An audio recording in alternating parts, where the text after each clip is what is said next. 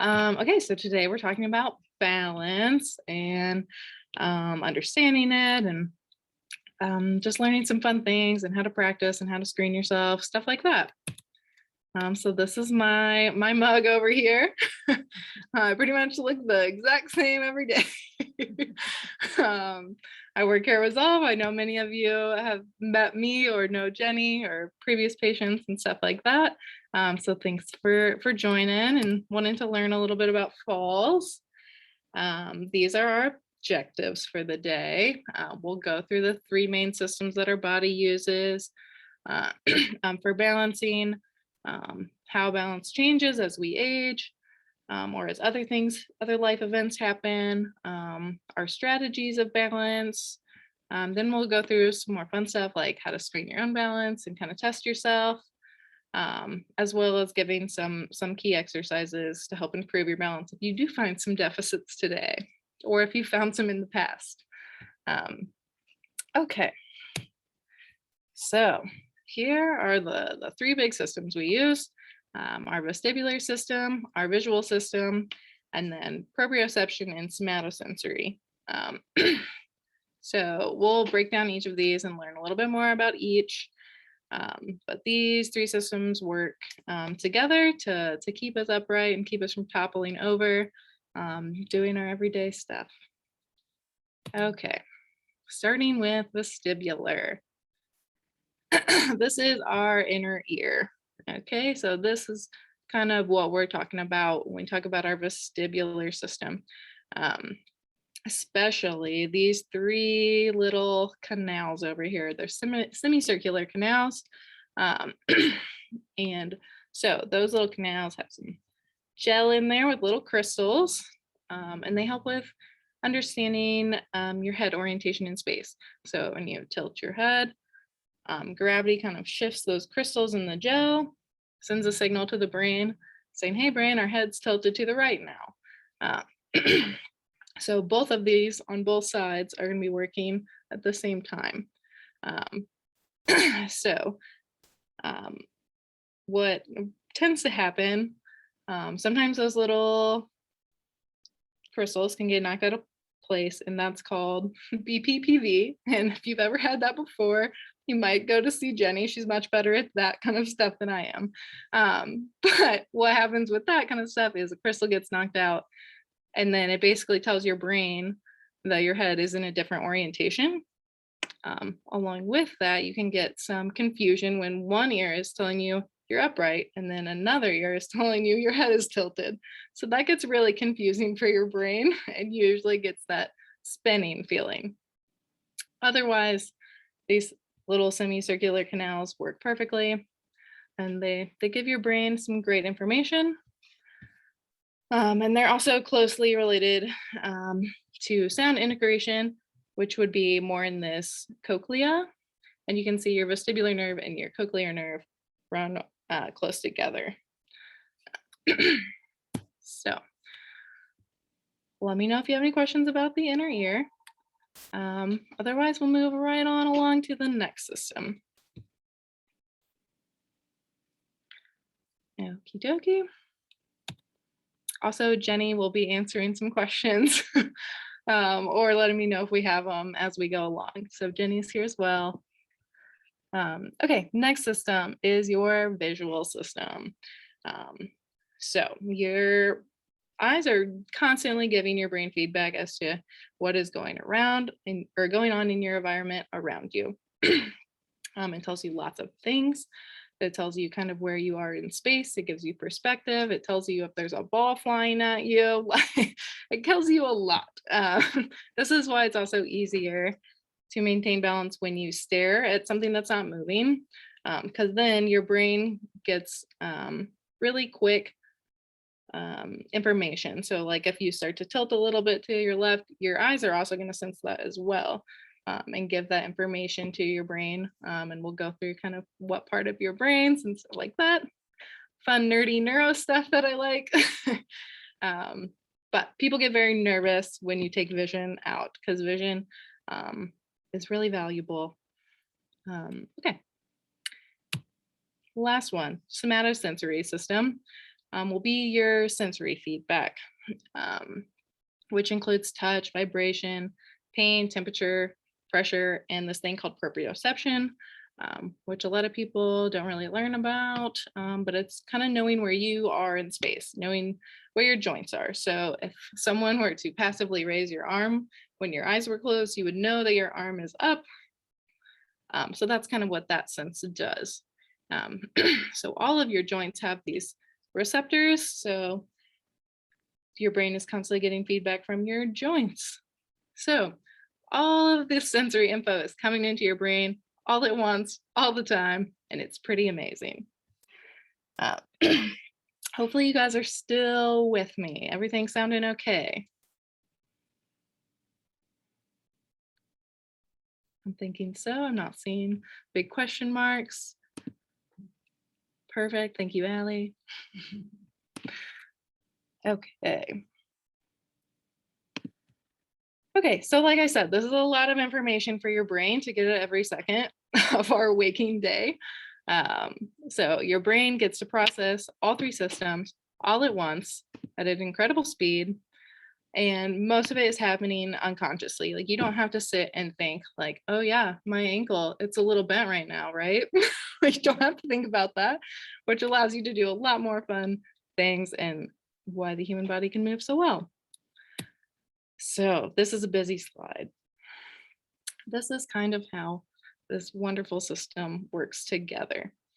So you have these three sensory systems all feeding in to your cerebellum. So it's the little part back of your brain. It kind of looks like noodles smushed together, and people call it the great comparator. And this is because it compares what your sensory feedback is telling or giving to the brain with what your brain planned to happen. So that would be the motor cortex. It is going to be planning your movements. You want to stay upright, you want to stand up, you want to go walk over there. Your motor cortex makes a plan that tells different muscles to activate at different times. It's very complex and beautiful and wonderful. And so the motor cortex, it shoots its plan out to your muscles and your joints, and it shoots a plan over to the comparator. So then the comparator or the cerebellum looks at what was supposed to happen with what actually happened. So then you can compare and it can make little adjustments. So it can give some quick little adjustments. So like if you try a balance activity and the first time it goes not so great, and then the second time you're like, wow, I got a lot better at that. You can thank your cerebellum because it just made a little adjustment and was just like, yeah, we recruited way too much hip muscles. Like we need to back off there. Or we were leaning way too far back. Our center of mass went crazy. So this is kind of what's going on in your brain. And then body orientation is what position basically you wanted to be in. So if you wanted to stand on one leg, you planned it. You get sensory feedback knowing if you actually did it, and then we can compare and actually make it happen. So isn't that lovely? Okay, seems all perfect and dandy, right? Things are peachy. It works like a dream. This is kind of what I was talking about. Yes, it's going to quickly integrate that info, compare to what happened versus what you wanted to happen, and make little adjustments. And then I like this silly joke because I'm silly. And yes, you can't stand very well without cerebellum activity. So a lot of times if you have an injury to your cerebellum or a stroke or something else crazy happen to that cerebellum, people move a little funky. It's called ataxia. And so if you've ever seen someone that's kind of drunk, that's what people kind of move like if they have lost the cerebellum, because we're not making the correct adjustments. The plan isn't going to plan. And so those things are kind of mismatching our sensory versus our plan. And then the cerebellum can't compare because it's not working correctly. So it's a very crucial part of balance. And so, yes, it is the cerebellum show. Okay, so now that we kind of have an idea of what's kind of keeping us up, um, we can get down to business. The main rule with balance is you want your center of mass to stay within your base of support. Your base of support is typically your 2 feet if you're standing. If you're sitting, it's your bottom. And then your center of mass usually sits just below your belly button. Um, so if you have 2 little feet here, the center of mass needs to stay somewhere in between that little square, basically. And so that center mass will change when you change position. So if you raise your arm out to the side, that center of mass is going to shift toward that side because we've displaced more weight that way. Same with any other direction with your limbs. Just you can weight shift as well, where your whole trunk moves. Those things will all change where that center of mass is. But to stay upright, we got to keep it within the base of support. Okie dokie. So your body does different strategies to keep you upright. Main ones you'll notice if you've tried some balance activities, your ankles and your hips. Those might feel a little wobbly or they might get fatigued. A lot of times people think that balance is more fatiguing than they expected. They're like, wow, I can't believe I'm getting tired. Yeah, those ankles and hips are working really hard. You're making those little adjustments thanks to the cerebellum to keep you upright. So if you start to lean a little bit, you can have a hip strategy or an ankle strategy to try and shift that weight back over, if that makes sense. That's just a couple. So the other, you can step. Like if you've ever started to slip, you put another foot down, or you're sliding, you widen that base of support to keep your center of mass over it. So if all of a sudden your base of support gets way bigger, you're able to stay upright. Other things that you can do is holding on to something or a suspension method. If you grab a wall or grab a countertop, that fixed limb becomes part of your base of support. So again, we're making it bigger, giving that center of mass more room to move around. So sometimes when that might fail is if you have your base of support, but your momentum keeps coming forward. So it's not going to be able to stop that center of mass from just blowing right through that boundary still. Another one would be to lower your center of mass. So sometimes kind of crouching down, people will kind of squat down a little bit more, which will typically cause your muscles to work a little harder, but it'll lower your center of mass so you're not so top heavy. Like you don't want to be like a lollipop or something, balancing over one little tiny thing and your center of mass way up here. So those are kind of the main strategies that we use just naturally, automatically. You don't have to think about it, just to try and keep your balance, stay upright. Okay. All right. So typically our balance seems to get a little worse as we age, which I assume is kind of why some of you are here to learn about balance. This is Mr. Count Olaf from A Series of Unfortunate Events, which is a children's book and I think a Netflix series, if any of you guys have seen it. But as we age, it has been shown that we start to rely more heavily on that visual system for our balance, that constant feedback from our eyes. We love to see what's going on. Typically, our vision also declines as we age. So those two, not really a good combo, but that's why we see a lot of people who maybe trip at night if they have to get up and go to the restroom because it's dim lighting, you can't see as much. And we're relying so heavily on that vision that we can't keep our center of mass on that base of support. Also, as we age, we don't challenge our balance as much. Like if you think about little kids in your life, they're always climbing on stuff and jumping on stuff and trying to walk on balance beams because they're learning and they're building that stuff up. We kind of stop doing that as we get older. We don't stand, it's just not very functional, I guess, to challenge your balance. You don't typically have to stand on your leg more than when you're taking a step or if you're running, stuff like that. It just doesn't happen very often. We lose that practice. So that's not as strong. Also, as we age, we start to give up hobbies. We're less active. Some things that do challenge our balance, we kind of cut out. We stop playing some sports. We stop moving as much. We're not walking on logs on the trail, or maybe rock climbing or skiing as we're in Central Oregon and we have all those options. We give up some of those hobbies as we get older. And is it because we lose strength?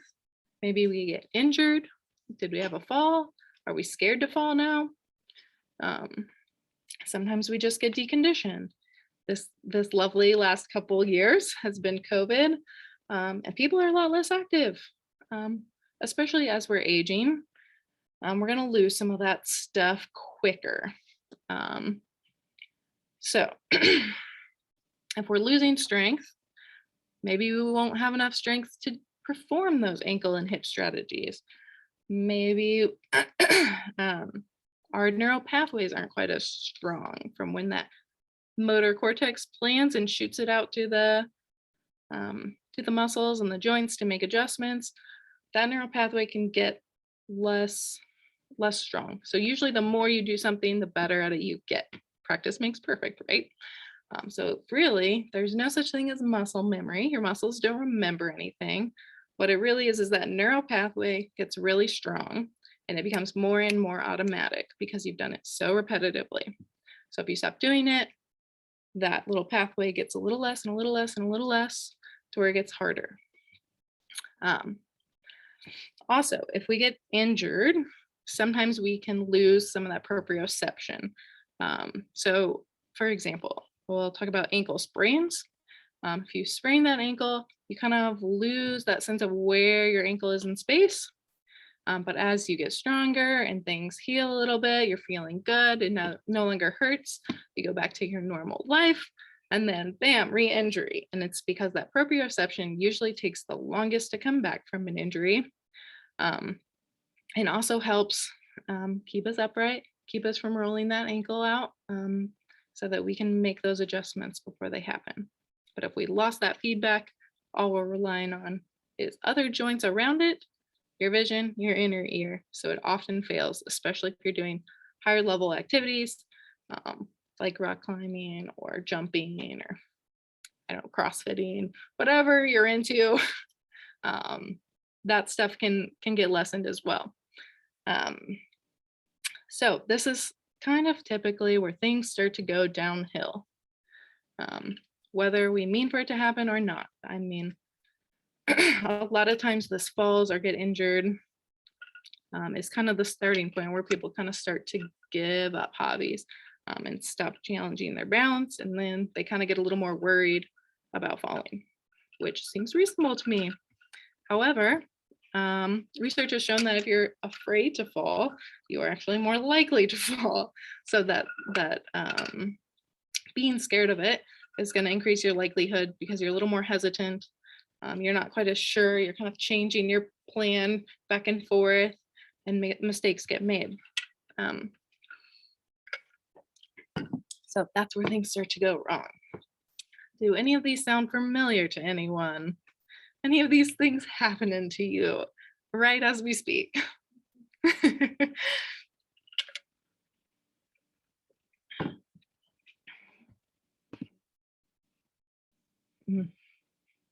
Yeah.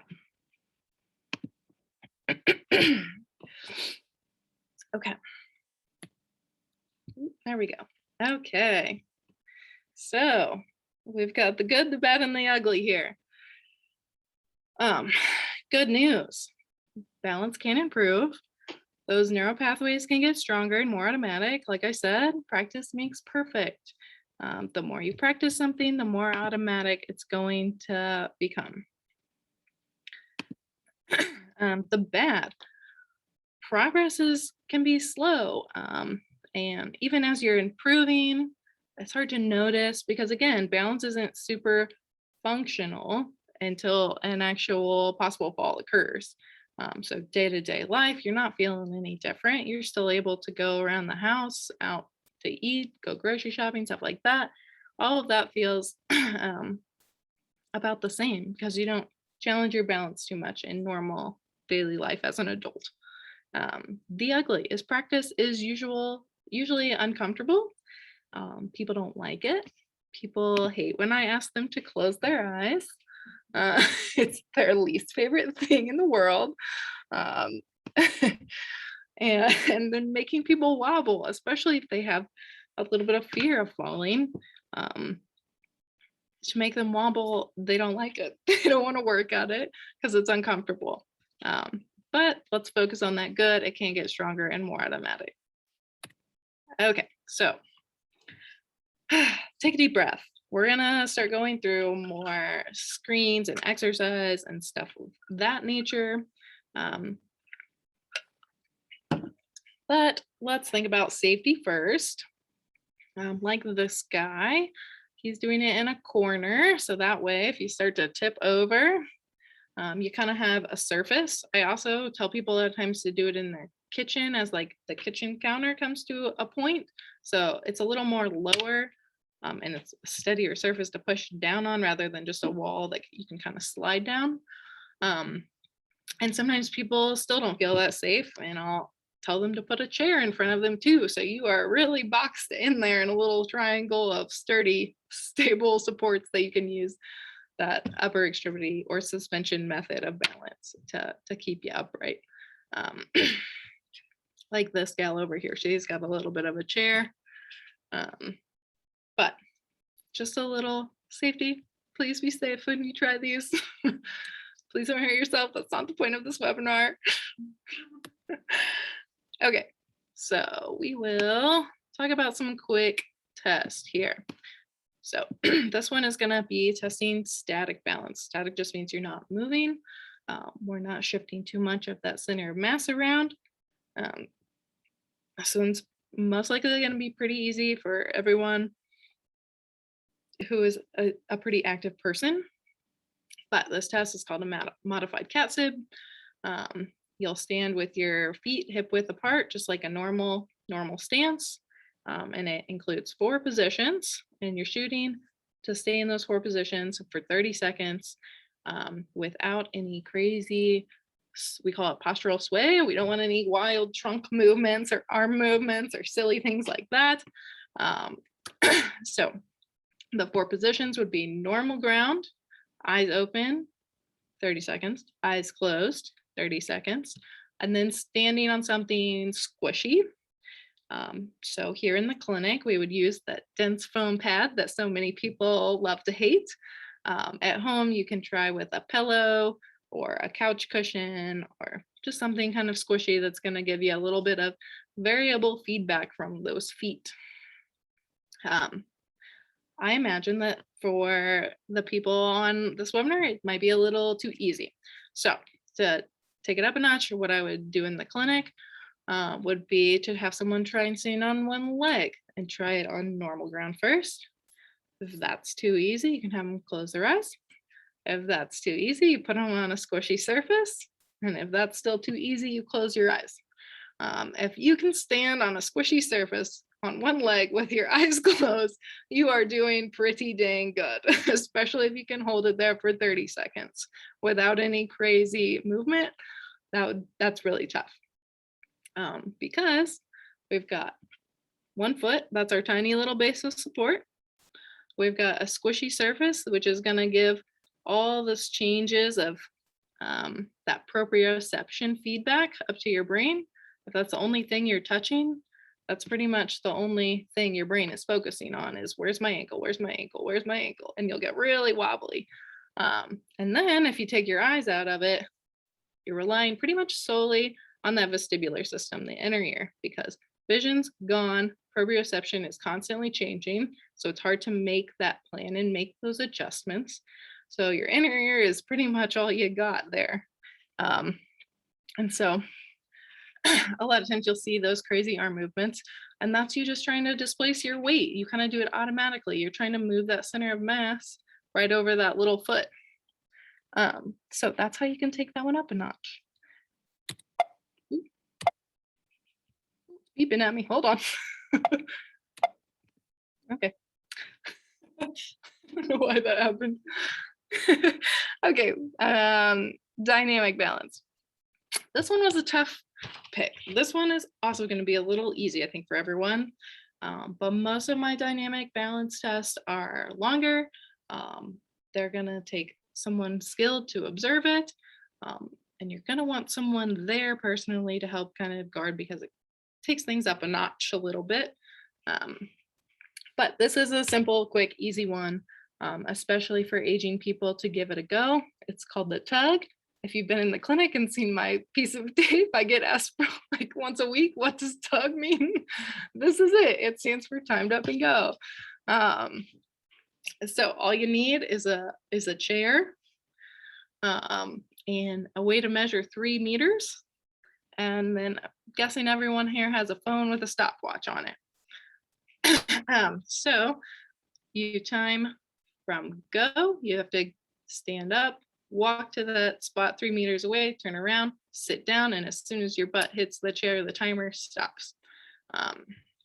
So it's going to look at different things. You're looking at a transfer, you're looking at gait, you're looking at being able to turn, and then sitting back down. Okie dokie. So here's some normal data for that. And you'll see that they change when you start to factor in some other things, like if you have an amputation, or if you have Parkinson's, or if you have a vestibular disorder, because all those things are going to kind of limit some of those systems depending on what's going on. Yeah. So they do take into consideration and give these lovely little standardized measurements. These are in seconds, and basically if you're greater than what's listed here, then you're at an increased risk for falling, basically is what it indicates. Okay, but I'm guessing most of that will be a little too easy for you guys.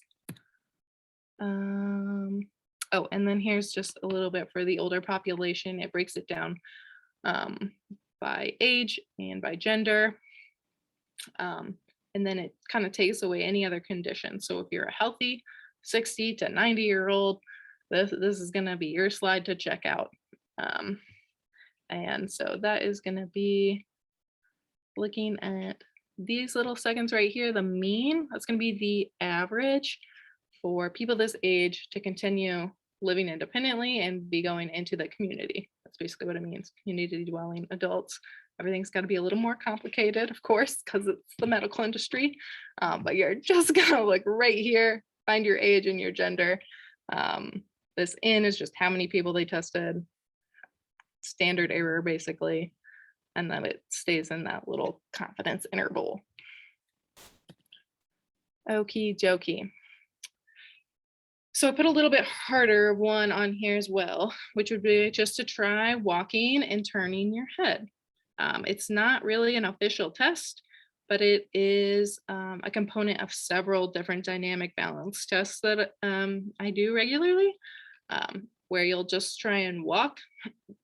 I usually tell people to try in a hallway, walk, and then looking left or right. You don't want to go like super slow, it's gonna be way too easy, or like look and be like, okay, yeah, now my visual system's caught up. Perfect. So it should be a little bit quicker. And again, that's going to challenge your vestibular system, that inner ear, because you're changing your head orientation pretty much constantly. It will also challenge a little bit of that vision, because you don't get to fix your gaze pretty much. So things to take note of. Do you feel nervous turning your head? Do you veer off to one side? Do you kind of bump into the wall of the hallway? And then, yes, I talked about the speed at which, for it to be a challenge, usually happens. Okie dokie. Ooh, beeping at me again. Okay, So those are quick little screens you can do at home by yourself. What a PT balance evaluation would look like would be a little bit more comprehensive. So typically I wouldn't just look at someone's static balance, and I wouldn't just look at one of those components that we talked about today. I would want to do something a little more in depth, where I look at different tasks like walking and moving, walking, stepping over an object, how long you're able to stand on one leg. Are you able to weight shift very well? What does your posture look like? Are you getting tons of postural sway? Are you always following one direction?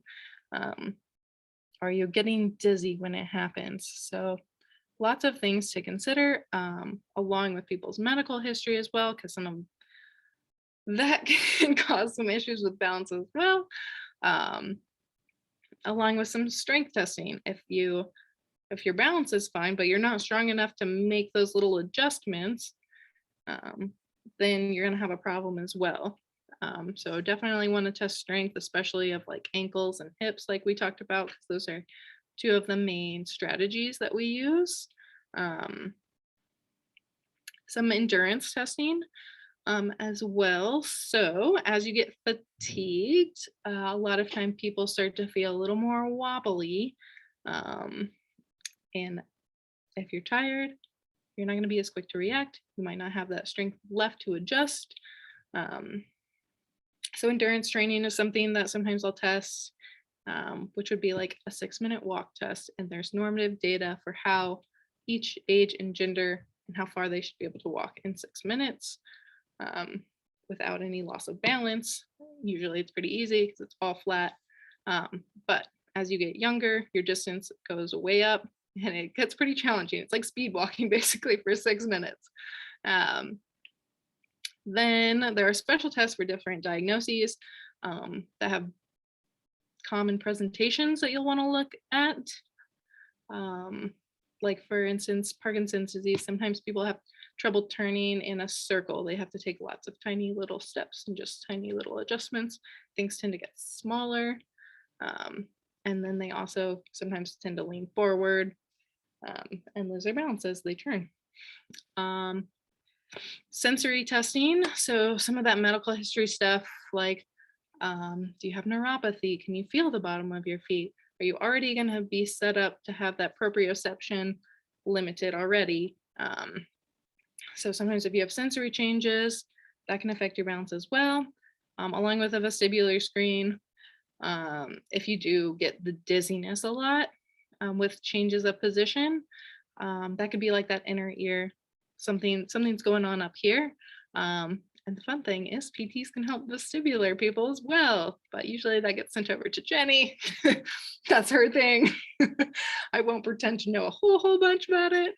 But it is very interesting and cool. And I definitely know how to screen for it and can send you where you need to go. Barefoot fit, that's a great question. So typically being barefoot, sorry if you guys didn't see the chat, someone asked if I prefer people to be barefoot for balance training. It depends. The lovely perfect PT answer, usually being barefoot is going to be a little tougher, especially as we start to get on those compliant surfaces. So sorry. So if you think about all those little joints in your feet, if you're barefoot and you're on something squishy, all of those little joints in there are going to be moving and sending info up to the brain. So shoes can give you a little bit more support, I guess, external support, especially like a high top sneaker where it kind of encloses the ankle as well. So you're not going to get as much of that variability in your wobble. So it kind of depends on the person, if I have them barefoot or if I have them shoed.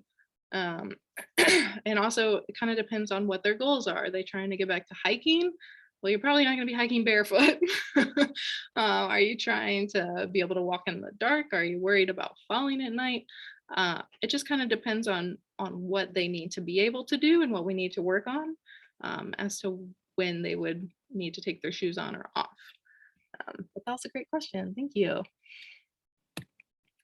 Okay, so practice makes perfect. Um, Standing on one leg. It's tougher than people think. Um, you want to go ahead and try it, go ahead and try it. Again, I do it with a sturdy surface. Um, Trying to shoot for 30 to 45 seconds. People always tell me, like, why do I need to be able to stand on one leg? I don't need to be able to do that. But every single time you take a step, you are on one leg for a portion of time. You want to be stable up there. If you get bumped, um, you want to have proper mechanics. It's going to be more efficient for you. It's going to allow you to do more fun things. So single leg balance, shooting for 30 to 45 seconds on normal ground. Also things to think about is keeping, not just letting your hip drop, so you're hanging out on like ligaments. So you want hips to stay pretty level. So if you stand on one leg, they say the same. You don't want to see that drop. Okay. So I'm standing on this leg, by the way. It's hard to see. Yeah, so you want that as well. Otherwise, if your hip is dropping every time you take a step or every time you're on one leg, that can lead to a whole mess of other problems and probably be getting some back pain and or maybe hip pain, just all sorts of things. So if the single leg on normal ground is too easy, try those 3 things. So we're going to challenge those systems. Close the eyes, stand on a pillow, or turn your head left to right. Those are all great little things to make something harder. If it's still too easy, you can combine them. You can stand on one leg on a pillow and turn your head left or right. There are also lots of other ways to challenge balance, but these are kind of the really simple. These are the systems. This is an easy way to challenge them or up the ante. Tandem stance would be standing heel to toe. That's a super narrow base of support for people because we have that center of mass and it's just trying to stay like really tight. It's able to shift forward and backward, but left to right gets really tough. So I would suggest trying this one before the single leg balance. This one's typically a little easier. And things to watch out for: don't stand with like your knees fully extended. Try and put a little bend in those knees. Get that proprioceptive feedback going. Otherwise, if you're just hanging out on your ligaments, those joints aren't going to move very much. And we kind of start to see a lot more trunk compensation as well. Same ways to progress it. Other considerations: if you have like one side that's easier than the other, usually that back foot is working harder than the front foot just because it naturally tends to take more of the weight. So that center of mass is shifted back a little bit further. So you're going to see that ankle and that hip work harder.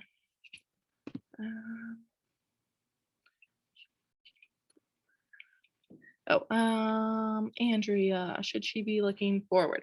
The lady in this picture, the standing heel to toe one, she can. I like to definitely have my patients look up because that's where life happens. You don't want to spend your life looking down at your feet because that's kind of cheating. You're kind of using that visual input to help with some of where your joints are in space, because your brain is really smart and it gets good at making things easier for you. So if you've kind of getting worse with that proprioception, you're like, no way, I'll just use my eyes. Forget it. I'm going to keep doing what I need to do. So your brain gets really smart at just making things work. So yes, being upright, looking upright is a great cue. Thank you. Okay, this one's a little harder. So cone tapping. This guy's standing on one leg and he's tapping a cone. So not only does he have a teeny tiny little base of support, every time he's reaching to tap a cone, he is displacing that center of mass, and he's going to have to make corrections with his muscles to help counteract that. So if tapping a cone is too hard, you can try tapping it with your toe so that most of your mass stays kind of upright over that base of support. You still will have a little bit of a dynamic piece where you get to displace that foot out. You can also just try one cone, just try going forward first. That one's usually the easiest. As you start to go laterally, people have a little more difficulty usually, especially the further out you go. What else? Let's see. Oh, if it's too easy to just reach down and tap, you can try sliding something squishy under your foot, or try if you have some like plush carpet. Um, that makes things a little more difficult because again, you get a little bit more variability. You can try reaching across your body, which is going to turn your trunk a little bit more. And again, really shove that center of mass over to the side that you're reaching across to, and require more of that compensation, or more of that adjustment from your cerebellum to stay upright. Okie dokie, I think that was my last one. Okay, does anyone have any questions as we kind of finish out here? That was a lot of me talking, so I hope you enjoyed it. But yeah, it's really fun to work on balance. Don't be afraid. You've got it. And if you need a little extra look into your balance, you know where we are. Into something about PD and walking in circles. Yes, I sure did. So Parkinson's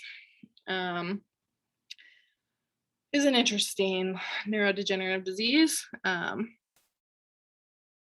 Oh yeah, that could be awesome. Walking in the water with Parkinson's, very fun, very low fall risk because water's nice and buoyant. Yeah, walking in the water, turning is good. Only certain phenotypes or presentation types of Parkinson's has that getting stuck, or having to everything gets smaller where they have the little steps. Also a great cue for that would just to be big, think big steps, try and recruit more movement because that's what they're kind of lacking a little bit. But yeah, big movements in the water, turning in circles is going to be good, especially if you try and do it with less steps. But great question.